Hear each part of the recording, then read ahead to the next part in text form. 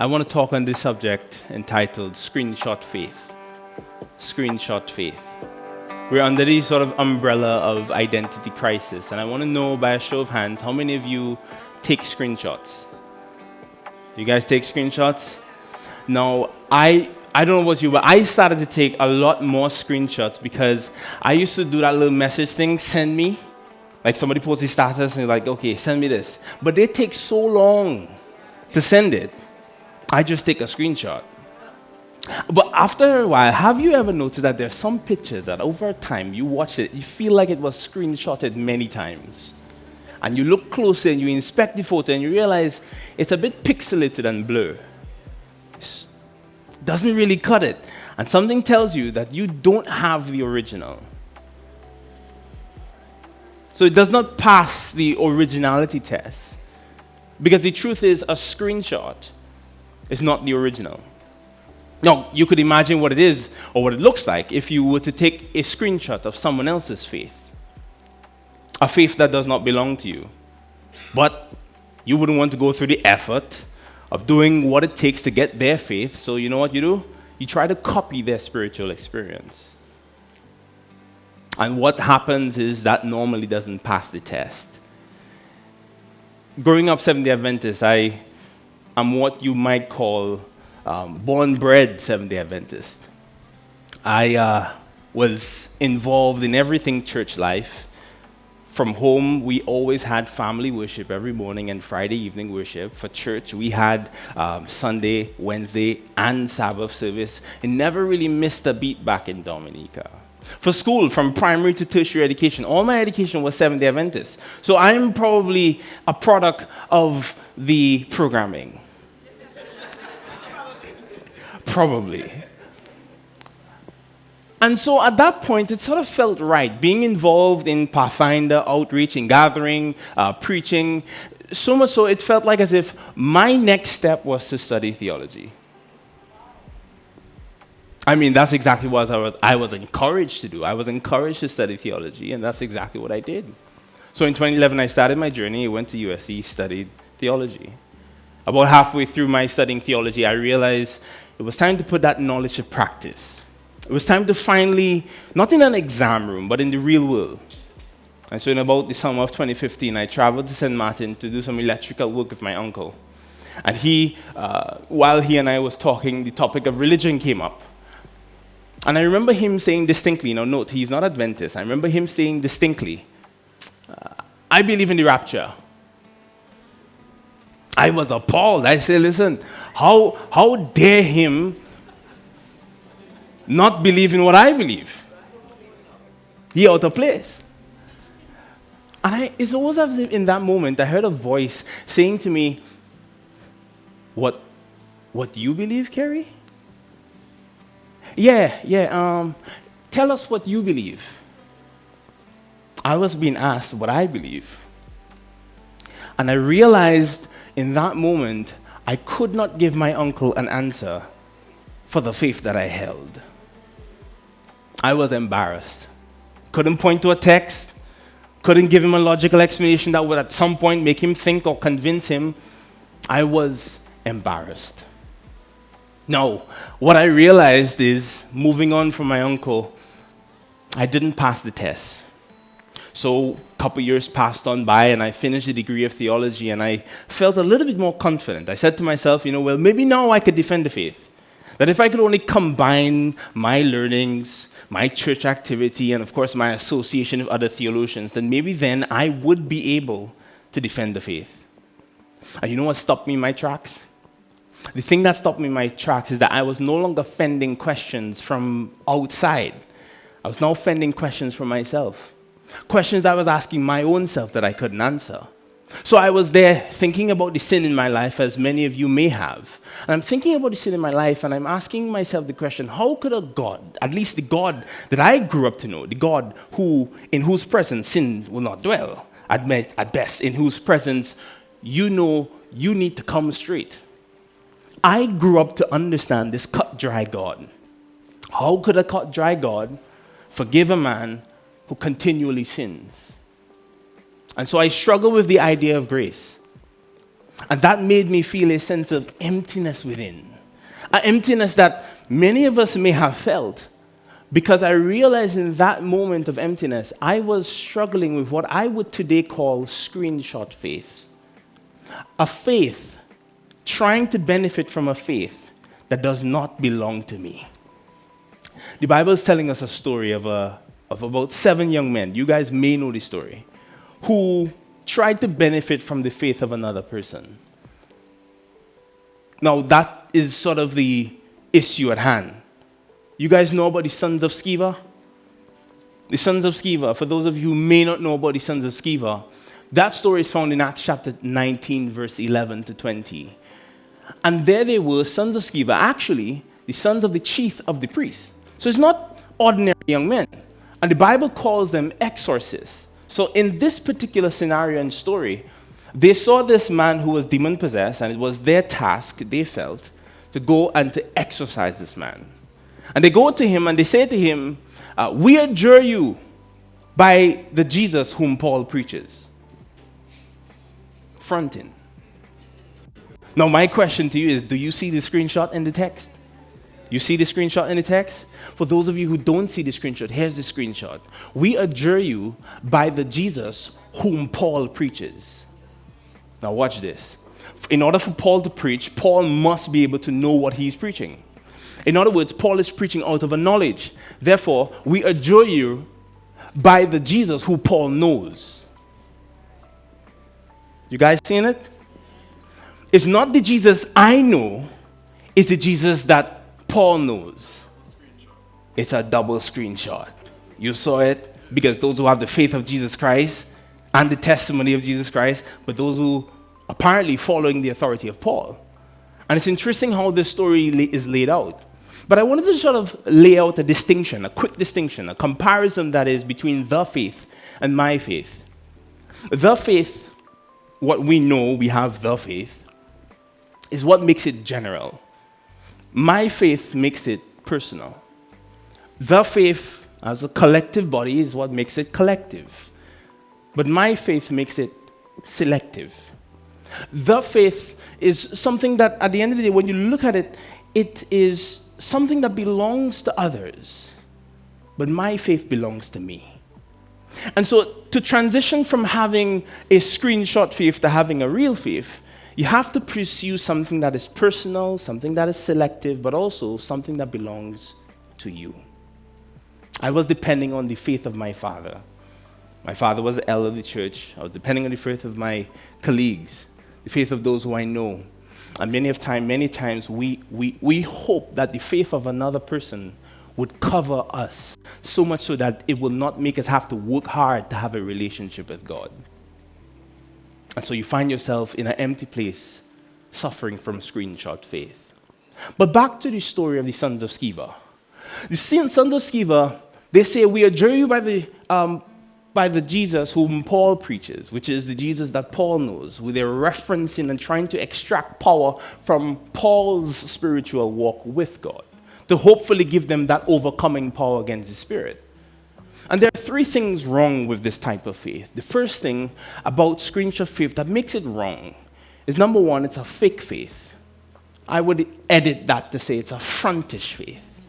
It's a faith that is fronting, a faith that's not real. It's a replica. Replica is not the real. The second thing that's wrong with screenshot faith is not only is it not real, but the second thing that's wrong with it is that it is flat. For those of us in the medical profession, you would understand that normally for a heart to beat, it needs movement, the ups and downs. And I've discovered, at least from a faith standpoint, what makes us be able to have a relationship with God, it is the up and downs of life. The trustings. Sometimes I trust you, sometimes I don't. Sometimes it's hard, sometimes it's easy. And the ups and downs, as Cleon would argue, is what makes music. That's a plug for Cleon. But that's the beauty of the ups and downs. Now, when your faith is flat, your faith is dead. So screenshot faith is not only, number 1, it's not only fake, it's not only flat, which is dead, But the last thing about screenshot faith is that it is fleeting. It is fleeting. Fake, flat, fleeting. 3 F's. But have mercy. Yeah. Stay right there. Fraudulent, fleeting. Yeah, you could add more F's to that. But consider this with the fleeting bit. Something that's fleeting is something that's always moving. It's shaky. You can't build on something that's moving. And so sometimes in our Christian walk, one of the reasons why we may end up in identity crisis is because the faith upon which your faith upon which your identity is built is shaky.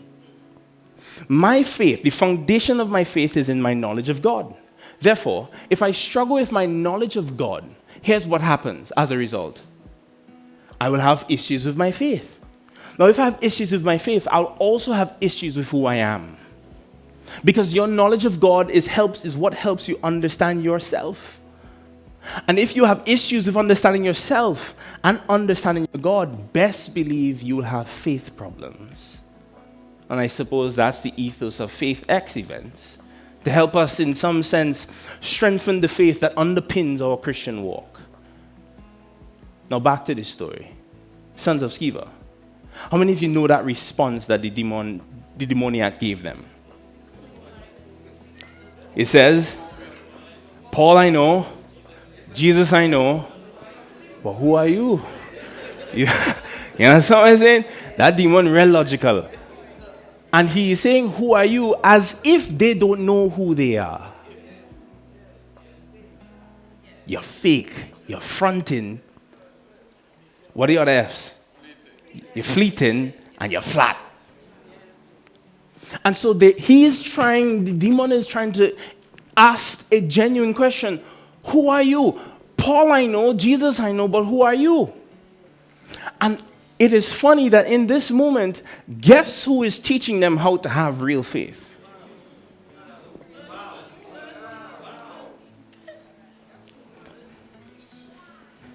The demon is teaching them how to have real faith. Here's how he's teaching them.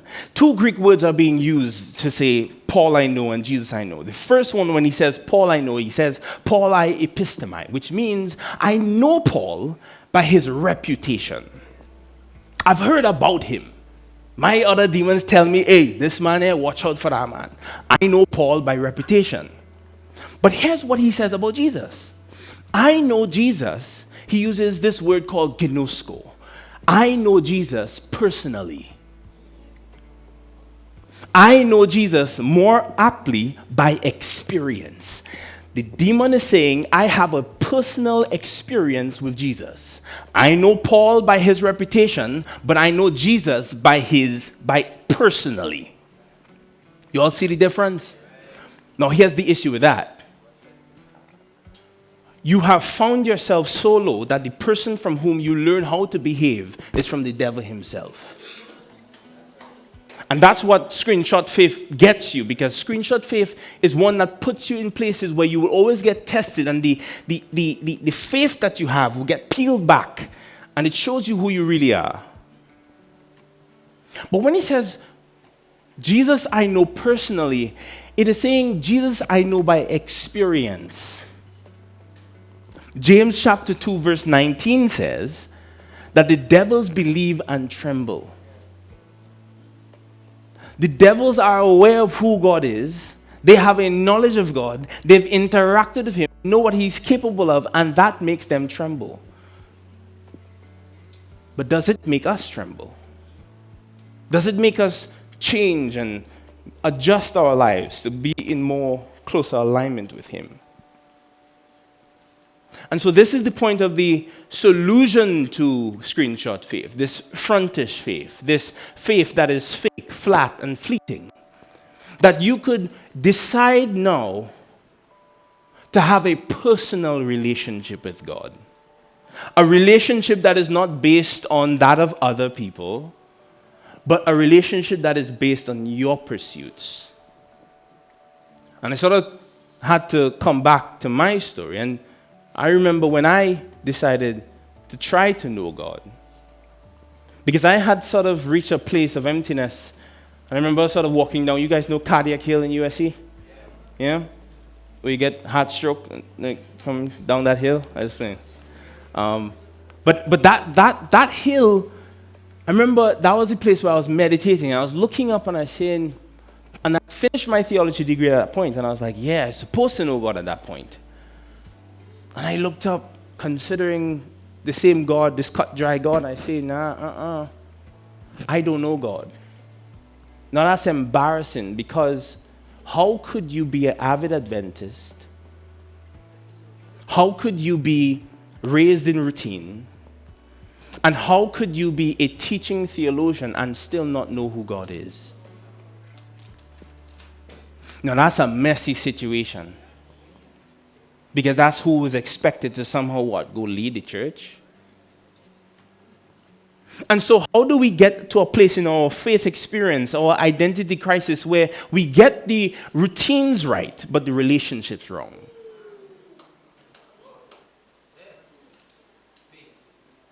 And we're good at the singing, we're good at the routines, the church programs, we're good at it all, but are we good with God? Are we able to, in our seeking of God, be able to stand firm against the enemy? That we're not going to be taught by the enemy, because what I've come to learn is that people on the outside always know how you're supposed to behave. They always have a script. Ain't you supposed to? Ain't you supposed to? Ain't all it does? And they're going down a list of your beliefs. The things you're supposed to be holding true to. And those are the moments when I realize that the devil is out to embarrass us. It's out to embarrass us. And so after I asked the question to God, like, how can I know you? And I exclaimed, I don't know God. I remember trying to understand who God is. And there are two texts that really changed my life. That at the end of those texts, I concluded two things. One, it is easier to get to heaven than to get to hell. But two, I will never leave the church. So I went to this text called in John chapter 15, verse 1. I'm not going to read it, but you guys know where he said, I am the vine, he are the branches. And there's a part in the text that talks about if someone abides in me and produces not fruit, then that individual, the text says that God will cast him away. That's what the King James says, right? But it's strange that the King James says cast away, because when I was studying that word cast away, that is an agricultural word for grafting. Somebody got it? You got it, Freeland? So it's an agricultural word for grafting. And I was like, what that grafting is if you are abiding in God and you're not producing fruit, which means God admits that you could be in him and not producing fruit. What he says with the word cast away is, I will take responsibility for your crisis and I will graft you. Have anyone here seen grafting happen before? When they tie the thing close to the vine, and because of that, it begins to produce fruit. What God is saying is, I will take responsibility for your fall and raise you up again. And that changed me, because I realized, wait a minute, if I abide in God and God abides in me, then here's what happened. If you fall, son, I will take responsibility for your fall. And then I was pointed to Proverbs chapter 24, where it says, a righteous man falleth how many times? 7 times, but a wicked what? Falls into calamity. It is the idea that righteous men fall. It is the idea that all of us have fallen short.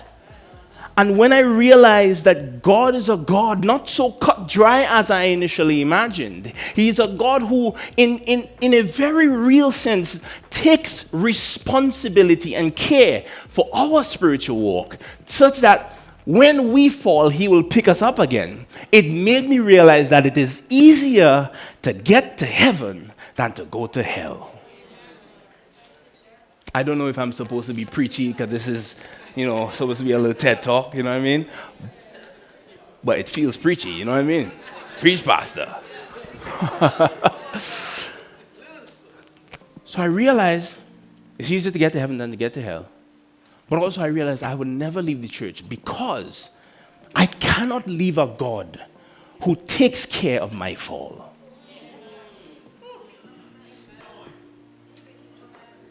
And notice, I say I'm not going to leave the church. Because oftentimes we use the church and God synonymously. And so many of us, we leave the church and we say, we ain't leave God. But I choose to use them as one. Because that's his bride. Why would you stay with the husband but leave the woman? I don't want to get in your business. I just want to make this thing clear that we're talking about the husband and wife here.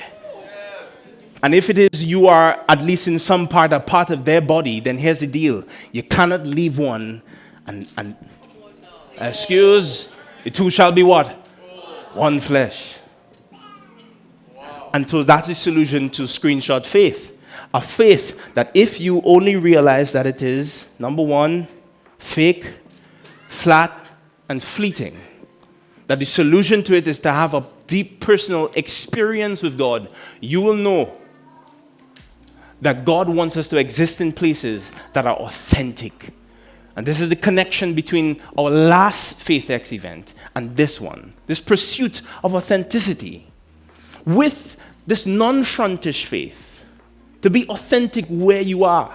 And that's why I sort of, in the introduction, you heard a little bit about how I no longer define myself by project manager, data sciences, or any of those other titles that degrees may afford. I've taken on this title of helper and learner because here's what I've realized. I've realized wherever you are, it's an opportunity for ministry. Pastors can't do it all. The church, the Adventist church, grew the most in history when we had the support of the church body. When Leoy had her ministry and Faith had her ministry and Cleon had his ministry, it was a whole bunch of ministries. And that's what allowed the church to grow exponentially. But today, we think of ministry through terms of pastoral. But that's a limitation. And what God is trying to bring us to, that when you begin to have a real faith, that becomes your ministry. That as Peter was saying, you will be prepared to give an answer for the hope that you have in God. And ladies and gentlemen, it is my hope that you no longer take screenshots, that you no longer try to benefit from the screenshots of your parents by taking screenshots of your parents' faith, or taking screenshots of the communities or the person that you're around, or thinking that by association you will have your own faith. But no, ladies and gentlemen, the way you get your original picture is by pursuing God for yourself, listen to his word, and spending time with him. Thank you.